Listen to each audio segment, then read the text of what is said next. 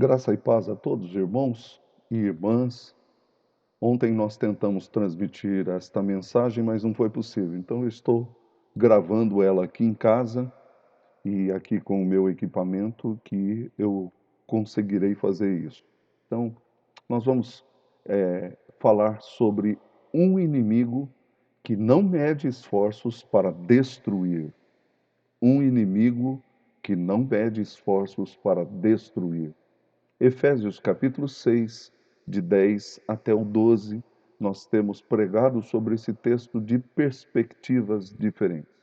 Hoje nós vamos ver esta perspectiva, um inimigo que não mede esforços para destruir. Vamos ler o texto e orar. Quanto ao mais, sede fortalecidos no Senhor e na força do seu poder. Revesti-vos de toda a armadura de Deus, para poderdes ficar firmes contra as ciladas do diabo, porque a nossa luta não é contra sangue e a carne, e sim contra os principados e potestades, contra os dominadores deste mundo tenebroso, contra as forças espirituais do mal nas regiões celestes. Vamos orar. Senhor, nós pedimos a compreensão da tua palavra, pedimos, ó Deus, o teu carinho, o teu amor sobre tudo o que tem acontecido conosco. Nós sabemos, ó Deus, que sempre a tua soberania reina em todos os aspectos, até mesmo nos nossos erros e pecados, tu és o Senhor. Eu te peço que o Senhor dê força aos nossos irmãos e aqueles que ainda não creem, Senhor, tem misericórdia deles e que eles possam entregar-se a Ti também. Obrigado por esta hora, dá-nos entendimento espiritual através da palavra. É a nossa oração em um nome precioso e santo de Jesus. Amém. Meus amados irmãos, eu quero introduzir essa mensagem. Entre os anos de 1932 a 1939, houve vários alertas na Inglaterra sobre o perigo de uma força militar que estava se levantando na Alemanha.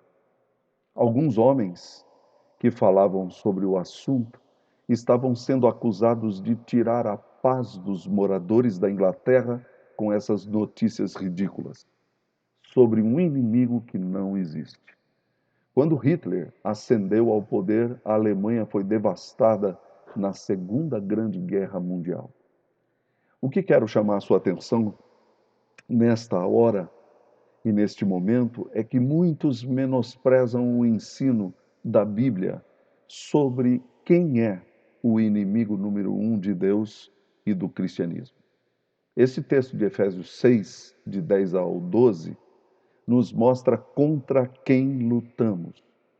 Não são pessoas ou ideologias de esquerda ou de direita, não são governos democráticos ou republicanos, não são familiares ou patrões, ONGs ou quaisquer outras entidades feitas por homens, mas no texto há aquele que é chamado de diabo, e não só ele.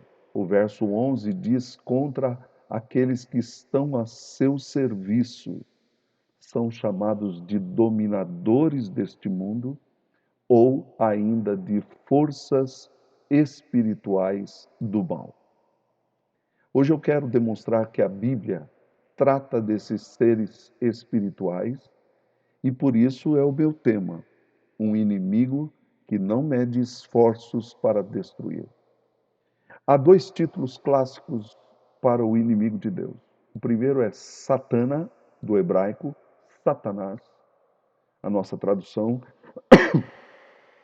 E Jesus usou este título em Lucas 22, 31, quando ele estava vendo que Pedro não o negaria. E aí Jesus disse: Simão, Simão, eis que Satanás vos reclamou para vos peneirar como trigo. É uma maneira de Jesus estar dizendo que este inimigo, este adversário chamado Satanás, que significa a palavra Satana em hebraico, que mostra esse que se opõe a tudo que é de Deus, tudo que é a favor de Deus, ele se opõe. Por isso ele é chamado de adversário, Satanás.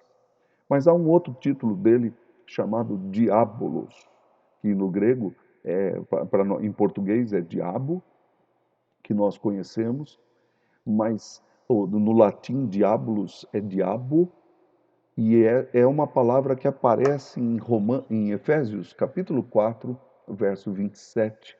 O apóstolo Paulo diz assim: não deis lugar ao diabo.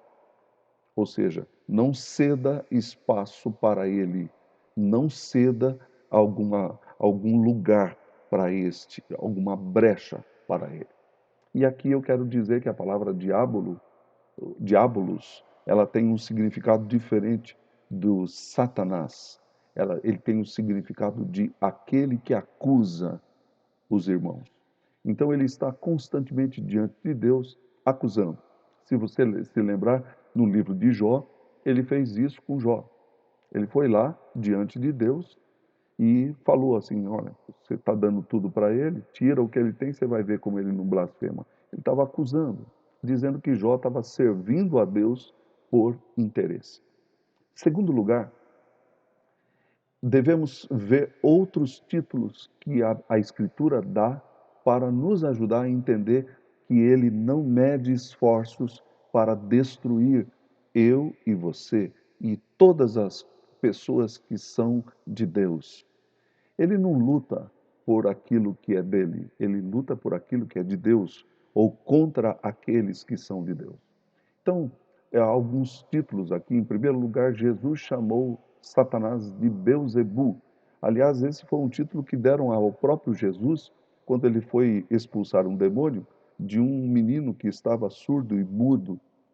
E quando ele fez isso, Jesus disse assim que ele entrou na casa do valente bem armado.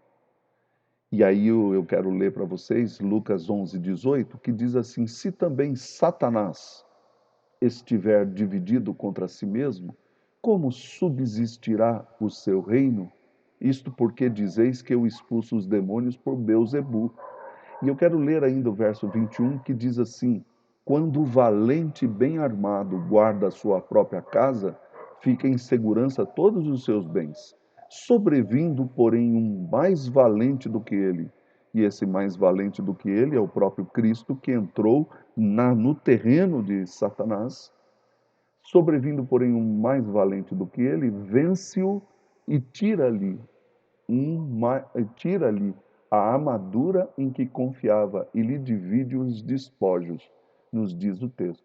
Então, nós podemos compreender aí que Satanás, ele tem uma certa força, um certo poder que ele exerce sobre os seus. E aqui é que está o perigo deste inimigo. Não relevar o poder que ele tem é muito perigoso para nós. Nós devemos de entender que ele é um valente bem armado. Segundo lugar, o apóstolo Paulo chama Satanás, ou o diabo, de o Deus deste século. Em 2 Coríntios 4:4, ele diz assim: nos quais o Deus deste século cegou o entendimento dos incrédulos para que lhes não resplandeça a luz do evangelho da glória de Cristo, o qual é a imagem de Deus.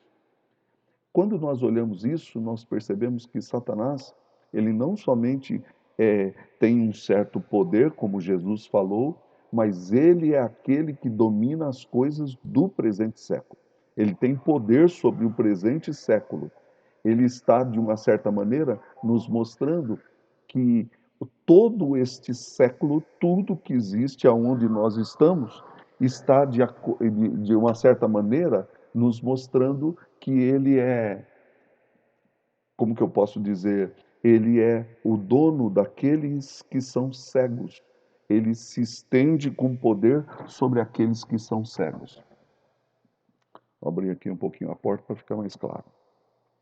Mas eu quero continuar aqui porque o apóstolo Pedro chama ele de leão. Veja bem que eu quero fazer um contraste aqui entre o leão da tribo de Judá e Satanás que tenta rugir como leão. O apóstolo Pedro diz em 1 Pedro capítulo 5, 8, que sede sóbrios e vigilantes, fiquem atentos. O diabo, vosso adversário, ele é o Satanás, anda em derredor como leão que ruge procurando alguém para devorar. E aqui cabe algumas considerações. Ele não é como o leão da tribo de Judá, ele não tem esse poder, mas ele anda ao derredor, procurando a quem possa devorar, a quem possa tragar, a quem possa desviar do caminho de Deus, a quem ele possa destruir. E aqui está uma das intenções de Satanás: nunca é ajudar, nunca é mostrar amor. Ele não tem compaixão e ele não ajuda ninguém, ele destrói. É por isso que é o título do nossa mensagem. Ele está ao nosso derredor, procurando a quem possa devorar. A intenção dele não é, como eu disse, ajudar, mas devorar e atrapalhar e destruir as coisas de Deus.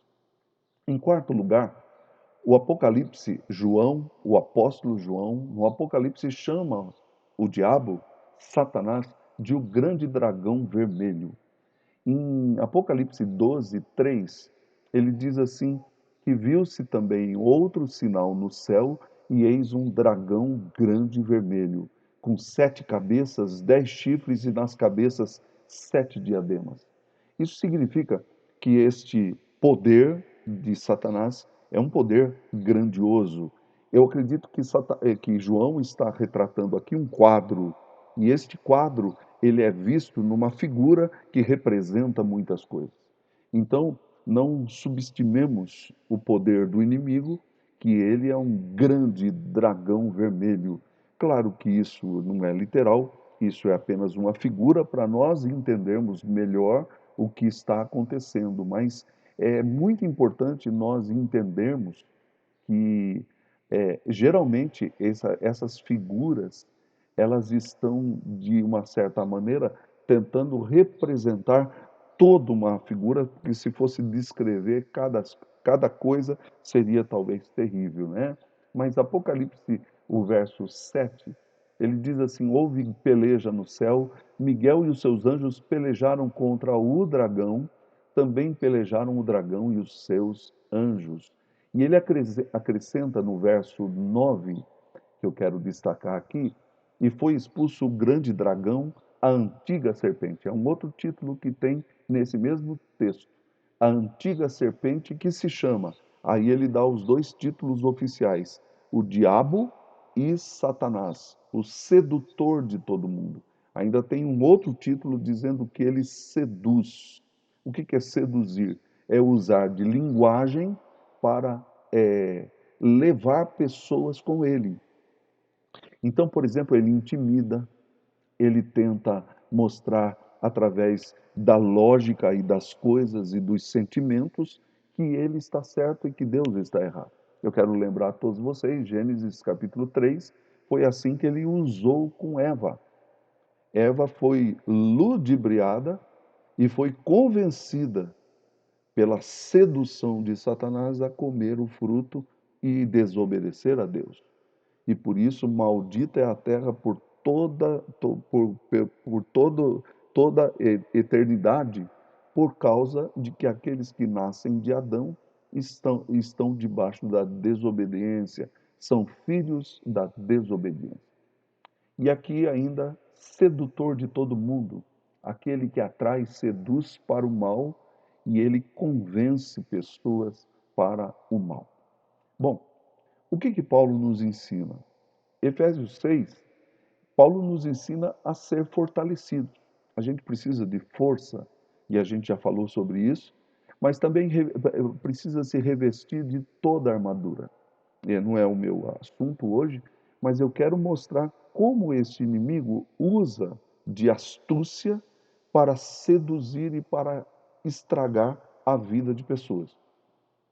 Então, contra as ciladas desse inimigo, como que nós não vamos entender quais são as arapucas, as ciladas, as armadilhas que esse inimigo tem? O verso 11 diz assim: revestivos de toda a armadura de Deus para poderes ficar firmes contra as ciladas do diabo. E aqui é muito importante nós entendermos as ciladas do diabo. Como podemos entender essas ciladas? Como elas se dão? Nunca devemos esquecer que somos o resultado da queda. O pecado entrou e maldita é a terra por causa de Adão. Porque Jesus veio, e Jesus veio justamente para fazer isso. 1 João 3:8 diz que aquele que pratica o pecado procede do diabo. Quem vive no pecado, e aqui o pecado é como se fosse um estado em que a pessoa está submersa completamente dentro do pecado, e ele diz, porque o diabo vive pecando desde o princípio, então está com ele, anda com ele. Para isto se manifestou o Filho de Deus, para destruir as obras do diabo. Então, o que que Jesus veio fazer por mim e por você? É destruir essas obras e dar uma oportunidade de salvação para todos aqueles que creem no seu nome. Se você crê, você é salvo das garras e do poder do inimigo. Agora, eu não vou falar sobre essa obra hoje, mas eu quero mostrar como o Senhor Jesus venceu a Satanás. E antes de mostrar isso, a gente precisa fazer algumas considerações sobre o poder do inimigo. Primeiro, o inimigo não é onipotente. Ele não pode tudo. Se você ler as Escrituras, você vai perceber que em vários trechos ele tem um certo poder, mas o seu poder é limitado por Deus. E aqui cabe um destaque, porque na concepção grega antiga, e que isso vem lá de Plotino, os gnósticos, eles acreditavam num Deus bom e num Deus mau, e que eles lutavam entre si. Então, um complementava o outro. Não é isso que a Bíblia ensina sobre Deus e o diabo. Deus permitiu o mal. Nós sabemos disso. Se ele não permitisse, o mal não estaria aí. Mas ele permitiu o mal. Mas por que que ele fez isso?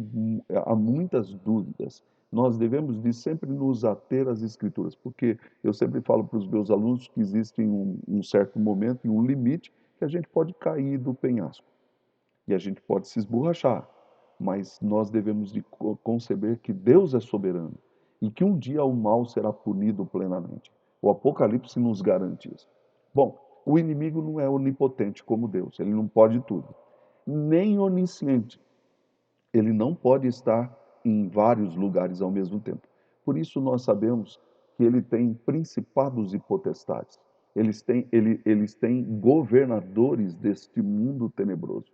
Há uma tradução do inglês que usa a palavra governadores para dominadores. Isso significa que eles estão governando determinados lugares e aí eles têm os seus agentes. Então, quando você lê o livro de Jó, mais uma vez, Deus pergunta a Satanás: de onde vens? De rodear a terra e passear por ela. Quer dizer, eu não estava aqui, agora estou. Então, nós temos essa compreensão bíblica para que nós possamos entender quem é o nosso inimigo. Então, ele não é onipotente, nem onisciente e nem onipresente, como nós falamos, né? Por exemplo, Satanás não sabe todas as coisas. Ele tem uma certa limitação no seu conhecimento. É claro que ele nos conhece, ele sabe os nossos pontos fracos, ele sabe das nossas dificuldades e dos nossos pecados, mas ele não sabe tudo. Por isso, aqui nós devemos de entender que o poder dele é limitado. Segundo lugar, o diabo não faz tudo. Ele tem agentes que trabalham para ele. Então, nós podemos entender que a nossa luta não é contra sangue e carne, mas contra aqueles que estão por detrás. E isso não significa que nós não devemos de lutar contra a nossa carne, contra o mundo, contra o pecado, contra as coisas erradas e as injustiças que estão por aí. Mas a questão é que nós devemos de compreender o que está por detrás dessas coisas. O que está por detrás do seu pecado? Muitas das vezes nós temos aí algumas questões que nós vamos tratar isso na armadura. É por isso que Deus nos diz para revestirmos da armadura dele para poder, é poder mesmo, ficar firmes contra as ciladas do diabo. E aqui eu quero destacar e quero ler com vocês Lucas capítulo 4, versículos de 1 a 4. Jesus, cheio do Espírito Santo, voltou do Jordão e foi guiado pelo mesmo Espírito ao deserto. Durante 40 dias, sendo tentado pelo diabo, nada comeu naqueles dias, ao fim dos quais teve fome. Disse-lhe então o diabo. Veja bem, nós temos aqui uma compreensão de que Jesus estava buscando a Deus, ele era Deus, e ele estava buscando a Deus como o homem deve fazer, e ele foi sendo tentado pelo diabo. Nós não sabemos quantas investidas o texto das Escrituras nos revelam algumas aqui. Mas você vai ver no final que ele fez isso até momento oportuno. Por quê? Porque sempre Satanás estava tentando a Cristo para que ele se desviasse da sua obra. E aqui nós precisamos compreender, primeiro, que Martin Lloyd Jones diz que Satanás não mandou ninguém fazer o que ele tinha que fazer. Ele foi lá e fez aquilo que estava para fazer. Por que eu estou dizendo isso? Porque aqui Satanás ele não delegou poderes para outra pessoa fazer. Ele mesmo foi lá e tentou a Cristo. Por quê? Porque ele sabia quem estava ali. Aliás, quando nós olhamos aqui, qual é a astúcia nas palavras do diabo na tentação contra o nosso mestre, contra o nosso Senhor? Vamos detectar as ciladas que ele armou para Jesus e aprender sobre elas. Em primeiro lugar, suas ciladas são sempre colocadas diante de nós quando estamos vulneráveis. Ele viu que Jesus estava com fome. Verso 2. Nada comeu naqueles dias, ao fim dos quais teve fome. Uma pessoa com fome quer comer. Não há nenhum mal nisso, mas existem outros desejos que são próprios do pecado. E é justamente nessa vulnerabilidade que estamos falando de astúcia e tentação. Quero lembrar aí Eva. Eva não tinha pecado até então. Mas ele conseguiu, através da sua astúcia, trazê-la para desobedecer a Deus. E é isso que ele tem em mente aqui. Ele intenta também com Jesus, através da fome, através do desejo humano de comer, trazer para uma desobediência a Deus. Qual é a desobediência aqui?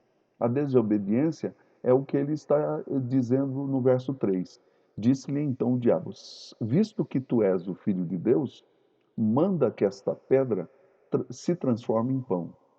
Quem conhece e alguns que vão até a Palestina dizem que muitas das pedras que estão ali no deserto são pedras que parecem pães. Jesus tinha poder para fazer qualquer coisa. Ele pode mudar substâncias, átomos, moléculas, etc. Mas a tentação do diabo é o seguinte: você está com desejo, você está vulnerável, por que você não faz isso? É uma tentação que tem a ver com o poder. E ele tenta a gente naquilo que a gente pode e a gente deseja fazer. E aqui eu quero destacar, mais uma vez, não estou dizendo que ter fome é pecado, mas transformar alguma coisa, só Deus tem esse poder. E Jesus estava ali como alguém que estava submisso à vontade de Deus. É muito mais fácil se a gente tivesse poder para fazer determinadas coisas do que estudar. Ah, eu quero ter todo o conhecimento. Isso é muito mais fácil. Então eu acredito que Satanás está propondo para Jesus uma via perigosa, uma via de ceder ao seu desejo e não à vontade do Pai. E aqui nós precisamos nos lembrar que Jesus respondeu: não só de pão viverá o homem. Eu não vivo só disso. Então eu não vou satisfazer o meu desejo só porque você quer. Eu vou obedecer e buscar a Deus. E Jesus o rebateu. Depois nós vamos ver um pouquinho disso, né? Em segundo lugar, ele tentou Jesus no desejo de possuir. O verso 5 diz assim: e elevando-o, mostrou-lhe num momento todos os reinos do mundo. Disse-lhe o diabo: dar-te-ei toda a autoridade e a glória destes reinos, porque ela me foi entregue, e a dou a quem eu quiser. Portanto, se prostrado me adorares, toda, todas as coisas que eu lhe mostrei será tua. Mas Jesus lhe respondeu: está escrito: ao Senhor teu Deus adorarás e só a ele darás culto. E eu quero dizer-lhes aqui que Satanás estava propondo para Jesus os reinos do mundo. Isso não é dele. Ele roubou. Ele é mentiroso. Eu te dou se você me adorar. Você quer dizer, pare de adorar a Deus para me adorar. E aqui a tentação e a astúcia das palavras tem uma condição. Eu quero lembrar a todos vocês que Deus não faz condições. Deus, ele sempre age sem condições. É claro que existem algumas condições nas Escrituras, mas elas são para o nosso bem e não para o nosso mal. Nunca a Escritura vai dizer para você, faça isso para você ganhar isso. Nunca. Pode procurar. Mas eu quero destacar aqui que ele faz, na primeira, um desejo físico. Agora, aqui, há um desejo perigoso de fama, sucesso, glória e poder. Aonde está o mal desse mundo? Quem que não quer fama? Quem que não quer sucesso? Quem que não quer glória? E quem não quer poder? Lembrem-se que Satanás é mentiroso. O nosso inimigo, ele é um inimigo que não mede esforços para destruir. Ele mente. E pelo fato dele mentir, ele chama Jesus e diz assim: ó, eu dou tudo isso aqui para você se você me adorar. Então ele faz uma condição mentirosa com Cristo. Mas Jesus o rebate de maneira veemente e ele vê e detecta onde está o perigo da astúcia de Satanás. Ao Senhor teu Deus adorarás. A gente nunca deve ceder na adoração. A adoração é uma coisa que todo aquele que anda com Deus deve fazer, deve andar, deve buscar.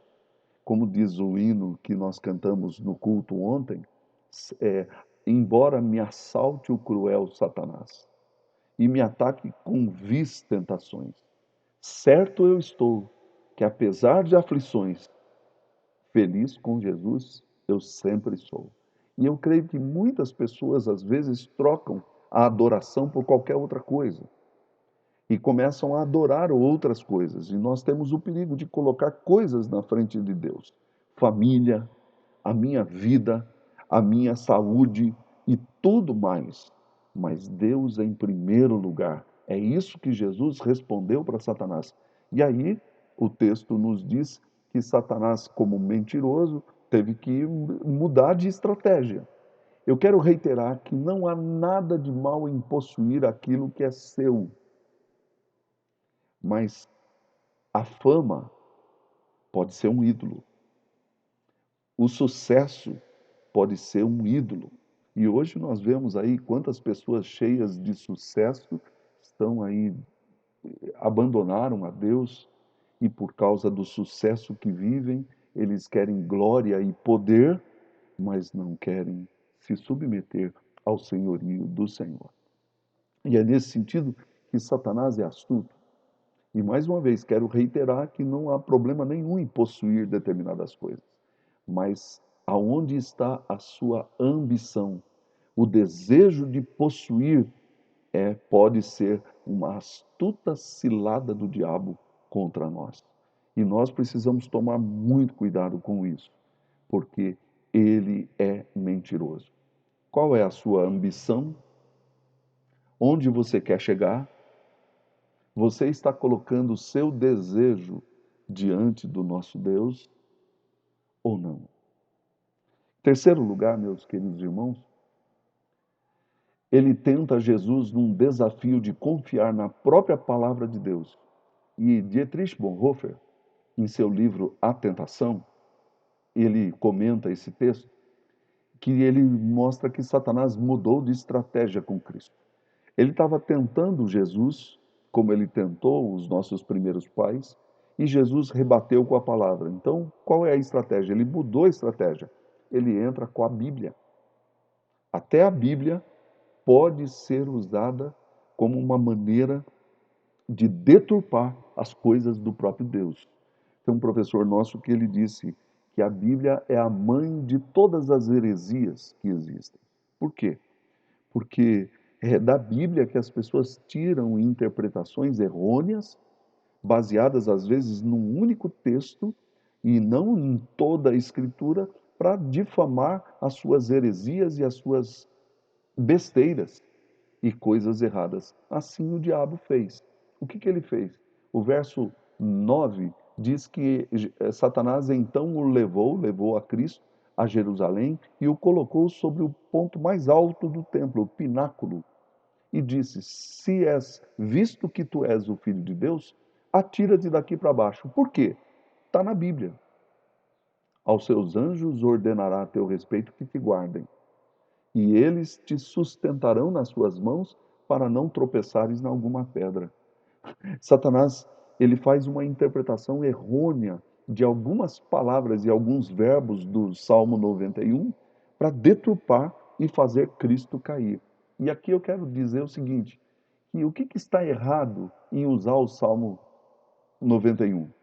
A Bíblia diz que se você precisar, os anjos vão te suster. Então atira-te daqui. Então ele diz assim, vai, pula, e você vai ver que a Bíblia dá respaldo para eles te sustentarem.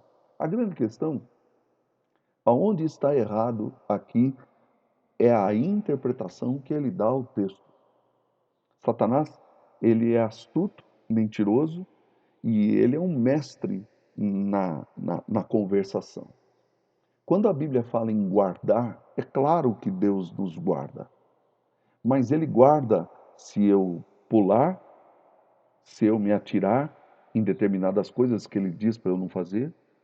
Então, eu vou usar aqui uma expressão que um pastor usou certa vez, que um passarinho não tem problema pular, ele voa, mas seres humanos não voam.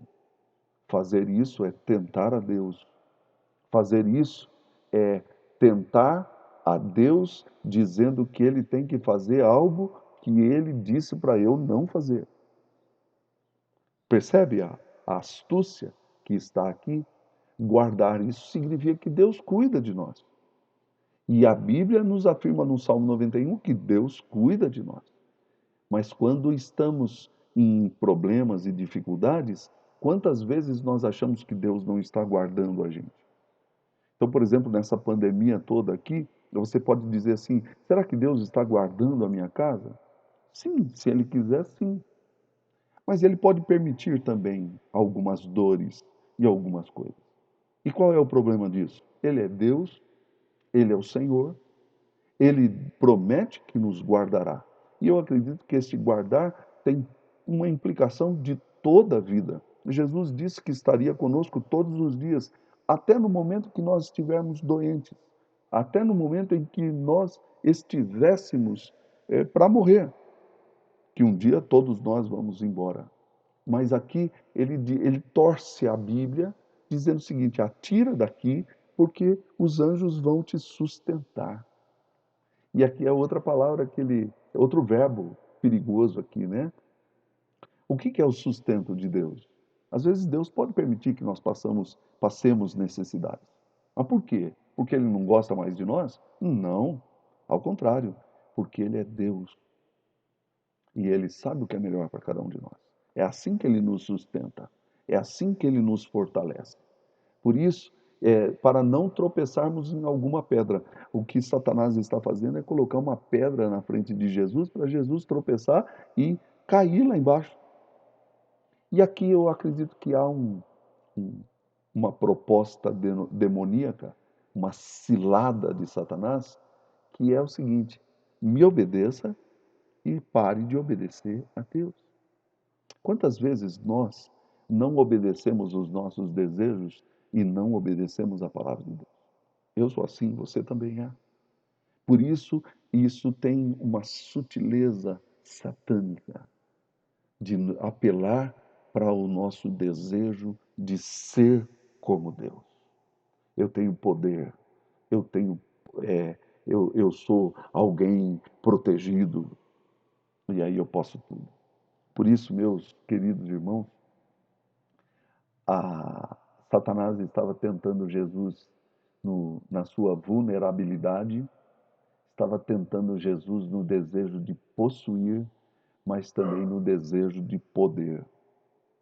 E aqui, como se livrar das astutas ciladas do diabo? Se o diabo fez isso com Jesus, imagine comigo e com você. Efésios 6,10 diz, sendo fortalecidos no Senhor. A gente precisa de força extra. Jesus se defendeu com a palavra. Se você olhar os textos, Jesus usou Deuteronômio só para rebater o diabo. A gente precisa aprender a usar toda a Escritura. Ela é a espada do Espírito para nós tirarmos todas as coisas erradas da nossa cabeça, todas as coisas erradas que vêm aos nossos ouvidos e ao nosso coração. Então, Jesus se defendeu com a palavra, eu e você precisamos aprender com o Mestre. Devemos de aprender a nos centrar nas Escrituras e não pensar além delas. E Satanás também usou de astúcia e ele armou umas ciladas para Jesus, mas Jesus estava com a armadura do cristão, a armadura de Deus, e por isso ele permaneceu firme contra as ciladas do diabo. Eu quero terminar dizendo: se a Inglaterra e outros países tivessem ouvido os alertas de alguns sobre o poder do inimigo, Hitler poderia ser menos destrutivo para a Inglaterra. Eu acredito que se nós aprendermos com a palavra de Deus, nós vamos nos armar e ter mais poder contra o inimigo das nossas almas, porque ele veio para destruir toda a obra de Deus, eu e você, tudo aquilo que é de Deus. E um dos lugares que ele mais ataca são o povo de Deus, aqueles que são de Deus. Eu espero que você tenha cuidado com as astutas ciladas de Satanás, busque forças de Deus. O inimigo não quer te ajudar, mas destruir você e tudo o que é de Deus. Não permita. Que Deus abençoe a todos. Fiquem com Deus. Senhor, dá-nos forças contra Satanás. Dá-nos forças, ó Deus, como igreja, para lutar não contra carne e sangue, mas contra os principados e potestades deste mundo tenebroso. Dá-nos entendimento espiritual e que nós possamos entender quais são as astutas ciladas de Satanás. É a nossa oração em nome de Jesus. Amém. Deus abençoe a todos, fiquem com Deus e mais uma vez eu peço desculpas pelo culto que não foi transmitido ontem. Deus abençoe a todos. Amém.